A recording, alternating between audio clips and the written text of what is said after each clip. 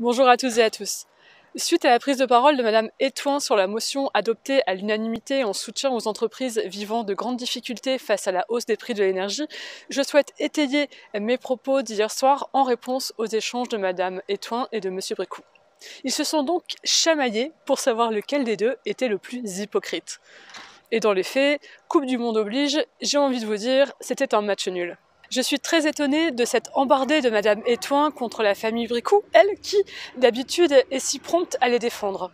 Quant à certains conseils municipaux de la majorité, j'espère qu'ils se souviennent avec amertume de toutes les fois où ils ont applaudi l'extrême droite, simplement parce qu'elle me dénigrait.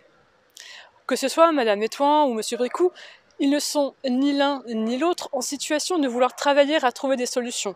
Les deux sont dans la même posture, celle de faire de la communication politique, et je le déplore. Madame Étoin, qui habituellement me reproche mes interventions de femme de gauche, n'a fait hier soir que du prosélytisme et de la propagande, en réalité une réelle publicité pour le Rassemblement national. Mais était-ce le lieu ? Nous avons assisté à une séquence digne d'une publicité mensongère, jurant presque la main sur le cœur que son parti d'extrême droite était le seul à défendre le pouvoir d'achat. Un mensonge quand on sait qu'en juillet dernier, le groupe RN à l'Assemblée nationale a voté contre la proposition d'augmentation du SMIC à 1 500 €.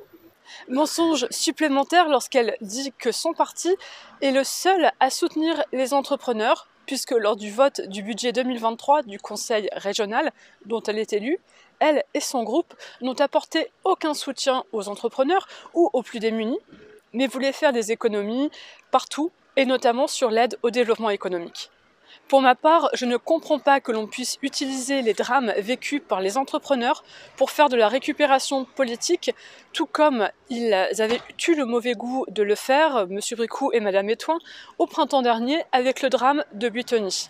Je vous laisse lire mon texte qui est paru dans le dernier dialogue. J'ai bien évidemment, loin de toute considération partisane et en toute conscience, voté pour cette motion de soutien au commerce et aux entreprises.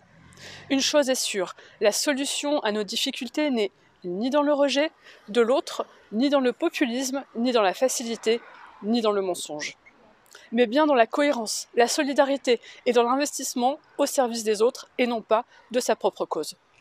Cette vidéo sera ma dernière intervention politique pour cette année 2022. Je vous souhaite d'ores et déjà de passer de bonnes fêtes de fin d'année et n'oubliez pas d'aller voter pour des gens cohérents et qui ne servent pas leurs propres intérêts.